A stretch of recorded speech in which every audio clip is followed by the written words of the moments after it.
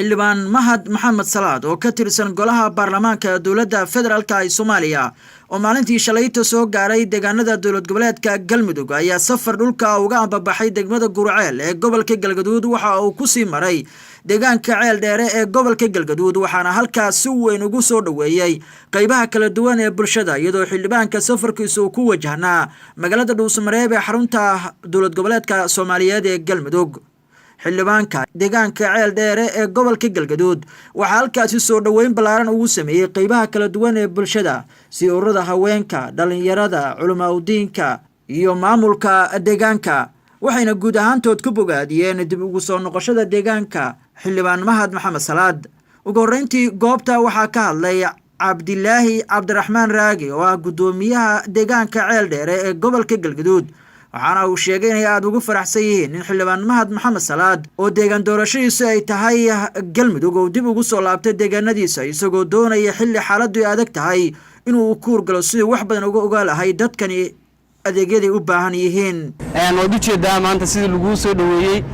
waxaad ka dheehan kartaa inay Ceel Dheere maanta soo ka soo bixin in badan maqli jirtay Ceel Dheere maanta la joogtaa kulliyeed dhagaada ku soo laabteen suurtagal in badan Ceel Dheere waa kuwaana waa kugu faraxsan yihiin soo dhaweyntaada anoo ka mas'uula deegaanka Ceel Dheere dhamaantood waxay kugu soo dhaweeyeen qalbi furan farxad waxay ka sugayaan wax qabad iyo horumar inta kadib goobta waxa ka hadlay soo dhaweynta balaaran loogu sameeyay xildhibaan Mahad Maxamed Salaad runtii aad iyo aad aan ugu mahad celinaynaa soo dhaweynta ay noo sameeyeen aad iyo aad ku diirneed shacabkii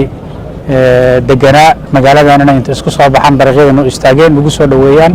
runtii aad iyo aad aan ugu mahad celinaynaa sharaf iyo karaameyn aad iyo aad weyn noo tahay insha Allah aniga maanta waxaan ku soo gaaray degmooyinka iyo maamulka Galmudug degmooyinkiisa ayaan safar booqasho ku soo gaaray oo dhowr maalmood hadii Allah wada ogolaado deegaanada waa wada mari doona hadii eeba idmo sidoo kale maamulada ka jira iyo qaybaha bulshada dhamaantood wada arkayna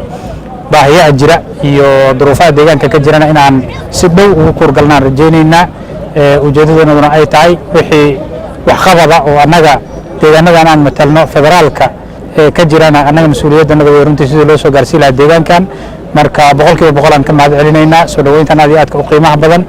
intaas kadib ayuu xildhibaanku sii watay safarkiisa dhulka ahaa ee qorsho ahaa inuu ku gaaro magaalada Dhuusamareeb ee xarunta dowlad goboleedka Soomaaliyeed ee Galmudug wuxuuna halkaasi markii uu gaaray oo kulan hordhac la qaatay madaxa xukuumadda dowlad goboleedka Galmudug Sheekh Maxamed Shaakir Cali Xasan qaar ka mid ah xildhibaanada iyo wasiirada Galmudug waxaana ugu dambeyntii kulan saacado qaatay oo la yeeshay